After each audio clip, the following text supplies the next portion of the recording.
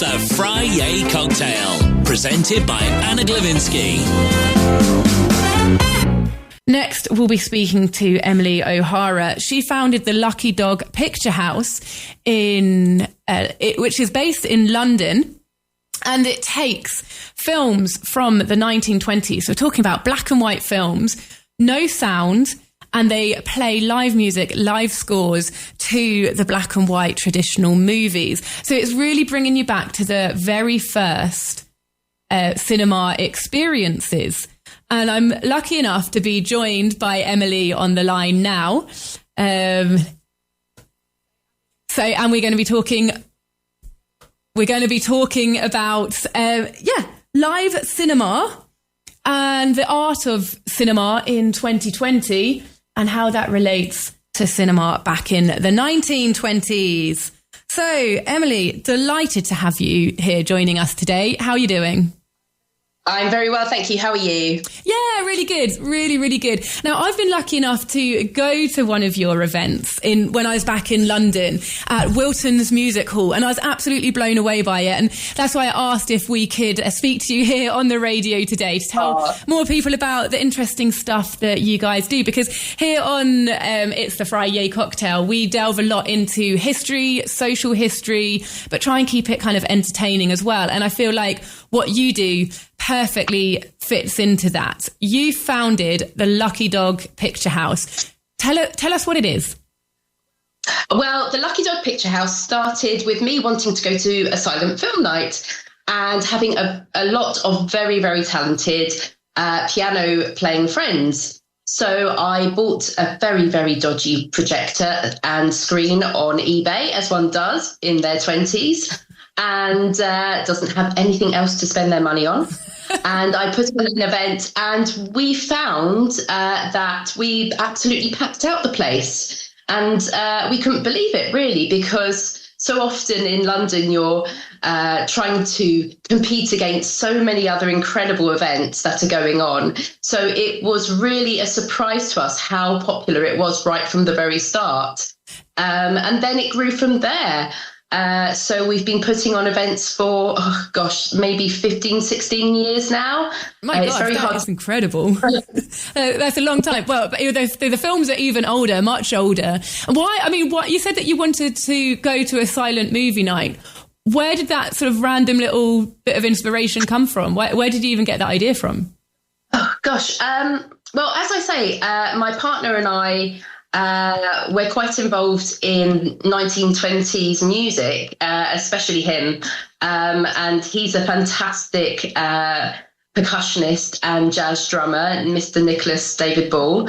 And we decided that it was really another way that we could use this music and entertain and hopefully make a little bit of money as well. I think it goes to show that age-old adage, build it and they will come. You know, if you're interested in something, surely there's going to be other people out there that are interested too. So you just need to make it happen. And then as you found, other people are interested. But my question is, why? Why do you think in this day and age, technology has come on so far in terms of cinema experiences? We've got digital opportunities at our fingertips, and why do you think people are interested in almost taking a step backwards? And what do they get out of an experience where it's black and white movies? It does not even sound coming out of any speakers anywhere. Why? I think really it's due to the fact that it's a live event. It's exciting. You feel like you're being not only taken back 100 years, which is really something that in the 2020s, we are finding we have all these centenaries going on, which is very exciting. People want to be a part of it. But also the fact that live events like that sell, where you feel like it's immersive. There's been immersive events going on all around the globe for the last 15, 16 years, as I say. It's very much a sort of millennial thing, I think, as an old millennial, that I've noticed all these pop-ups going on. But also there's this idea, I think, since the crash in 2008, there's this need to sort of go back to this time where you could feel like there was a lot of glamour and a lot of partying. And it's a form of escapism, I think, for a lot of people. I think that word is bang on. It's the escapism of it, because the 1920s was seen as this era that was so glamorous. It was the introduction of the flapper dresses, if I'm right. So paint a picture of the 1920s and that sort of glamorous entertainment scene. Well, firstly, as someone from an Irish background, I have to say that obviously there was a lot of bad things going on in the 1920s as well. In America, there was the Dust Bowl, that was the 1920s, and there was a real big rich-poor divide straight after the First World War. Now, what I think we should remember is with these films that the 20s, by the late 20s, we had sound. So the 20s themselves were a very, very small part of that. But if you're talking about what draws people to the 20s, I think it was the first real, I'm going to be pulled up on this, the first real sense of real celebrity that you could see on screen. I mean, before that, we had gossip papers and gossip columns in newspapers in the Victorian era, where we would hear about the man about town and the woman about town. But in the 20s, we had the it girls and the it boys, and you could see them live on screen, which was something I think people really locked into and found very exciting. And who were some of these it people? You know, I know that you play Charlie Chaplin films, Buster Keaton. Am I banging on about some of the right names? Yes, you absolutely are. I mean, Keaton came over. In fact, he was part of a clog dancing troupe that came over with Stan Laurel, as in Laurel and Hardy. And Stan Laurel, for a little while, even was a Charlie Chaplin impersonator, which is rather funny. We have Buster Keaton, but also the 20s, being before the Hayes Law was introduced, was a fantastic time to be a female actress, or actor rather. And we were celebrating this year Louise Brooks's Pandora's Box, which was completely sold out. Fantastic it girl look. I'm going to show you the video here, and you're going to instantly recognise her, I hope. Okay.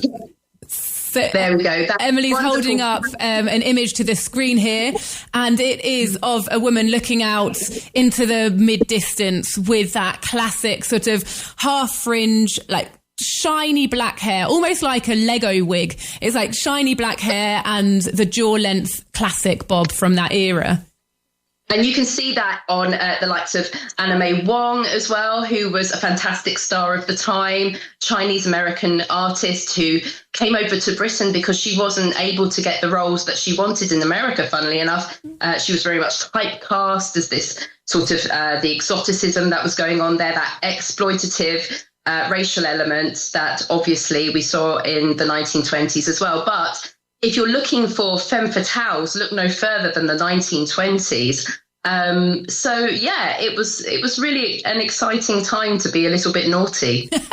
And so these are some of the it women, I suppose, showing, reflecting a change perhaps in values for women in society. But also your Charlie Chaplins. I remember going to the first film at the Lucky Dog Picture House that I saw, which was a Charlie Chaplin film. Now, I'm afraid to say, in my head, I believed him basically just to be a clown with really slapstick kind of style comedy. He's wearing this baggy suit. It's all jerky movements because of the way things were filmed back then, black and white, the big shoes. And I just thought it's going to be all slapstick, walking into walls and being like doing. I know there is stuff like that, and you use your percussion and your live instruments to create those sound effects. But what really blew me away by the film that I saw was the depth of the storyline and the political voice and the political message behind it.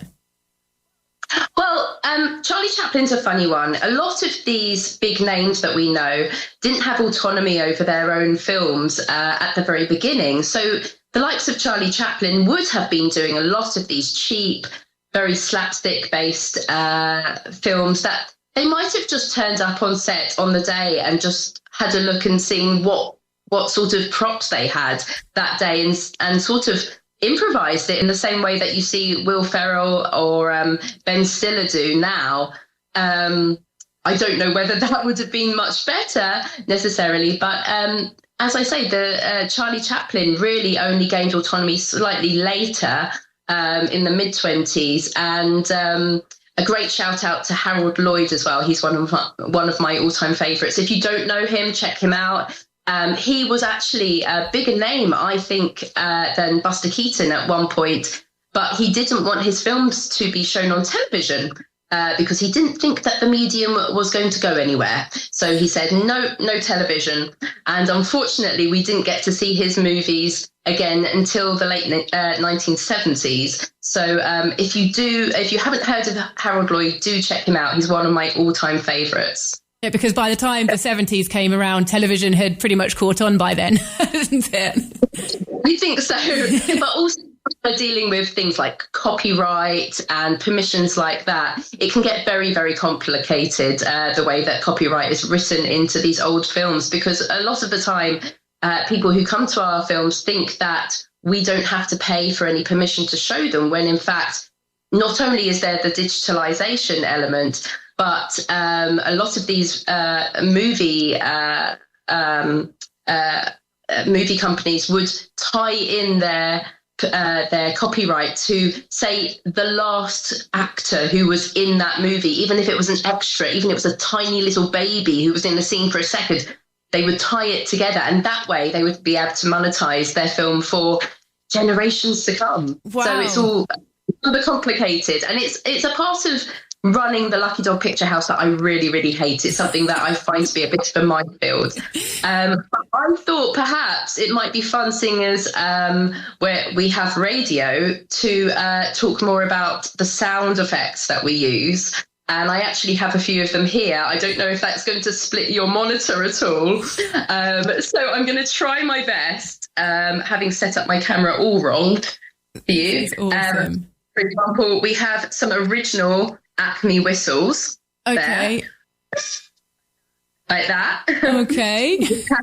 We have the very, very, very slapsticky sounding slide whistle.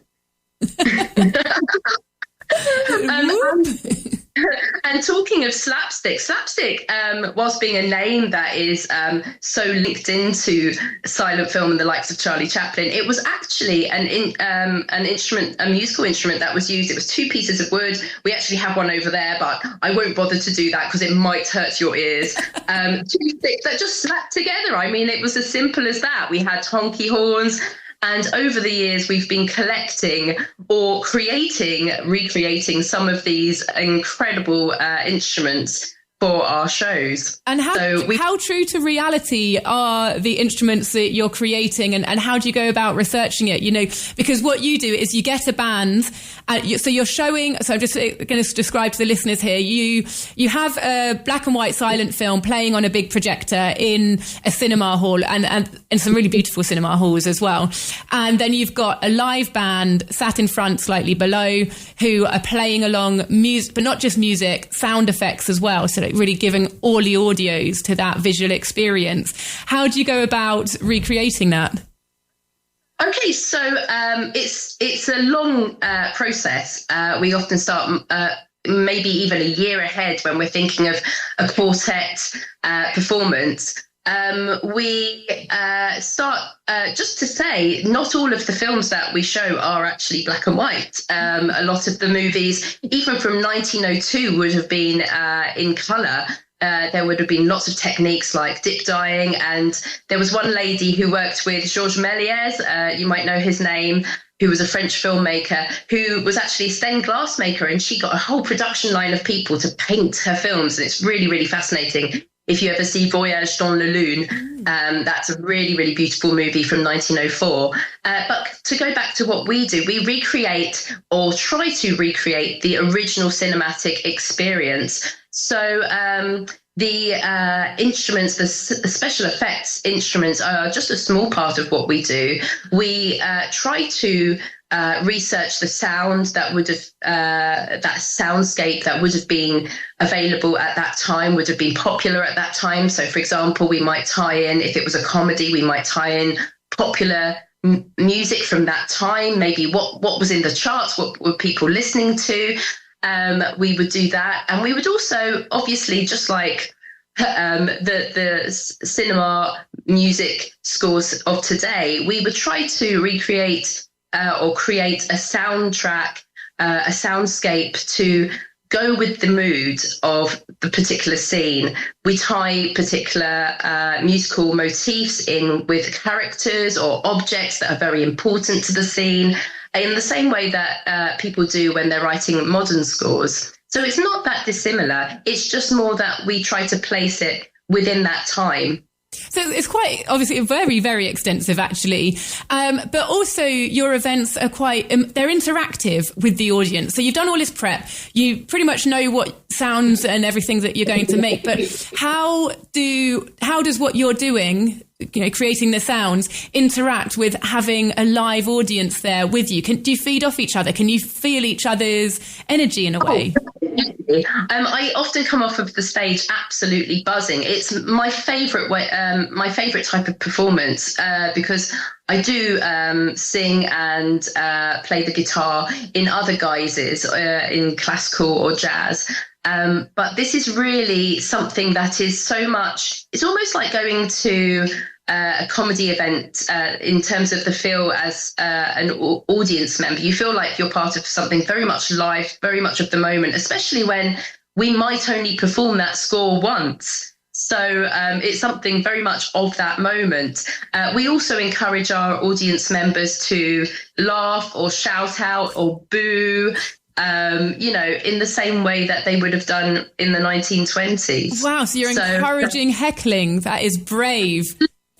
Yeah, absolutely. When the villain comes on, we want a bit of booing. It makes us laugh, and I think it lifts the whole experience. But the main thing we're here to do is not to try to detract attention from the movie. We want to enhance, or we want to try to accompany the movie. We are accompanists. We're not there to be like, look at us. We're there to go, look at this incredible film, and we hope we can do justice to it.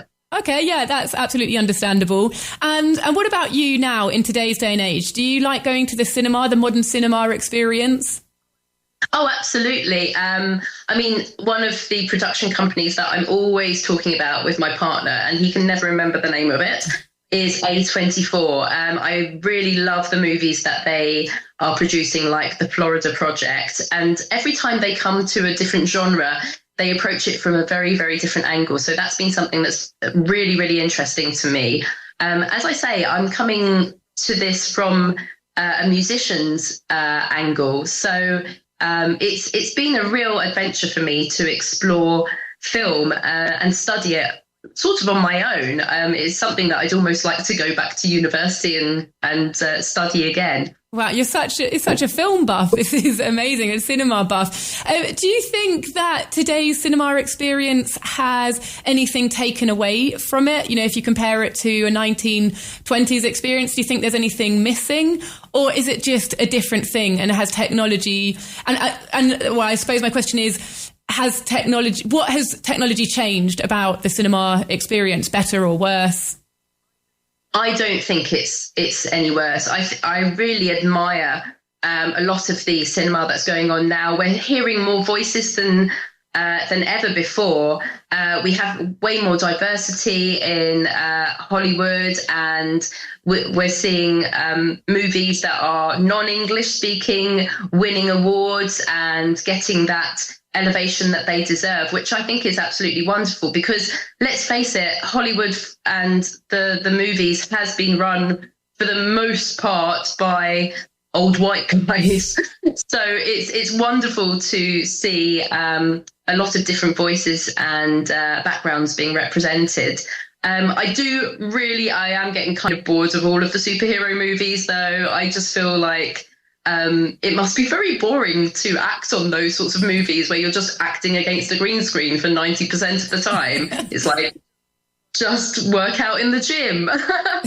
It's kind of, yeah, and it's done now and it's a bit repetitive. Right, I've only got time for one more question, Emily. I'd just like to describe, I suppose, the whole experience for a viewer of a Lucky Dog event, you know, and maybe specifically, I know you do the events in various different locations, but Wilton's Music Hall, I think, is a hall or a location that's very close to your heart. It really embodies everything that you do in the setting as well. So what's it like for somebody who comes along as they walk through the doors, sit through a film and go home? And do people come in fancy dress? We have had people come in fancy dress. We've actually encouraged it in the past. We did several Halloween events with the likes of, obviously, Nosferatu. If you know any silent films, probably Nosferatu is going to be the one that you know, the vampire film. And we have had people dressing up for that, which has been really, really fun. What I love is at the end of our events, asking the audience to raise their hands if they haven't seen the silent film before. What we see is a real, obviously not with the likes of Pandora's Box, which is a very dramatic, adult-themed German film. But with the comedies, we see a real range of generations. We see people in their 80s and 90s, and we see children come along, and it's something that really draws people together. So I hope that that's that feel of community and being a part of something is something that people will take away from it, and hopefully it will be the start of their watching more movies and searching out these old films, because they are so rare. Only something like 5% of all films made before 1929 still exist. So it's something that's very rare, very unique. And I hope we're doing justice to it. Wow, I had no idea about that. And that's extremely special. Emily, thank you so much for speaking to us today. It's been a pleasure to take a little trip down memory lane, go back in time with you. And thank you for sharing your passion. You're welcome. Bye-bye. Bye.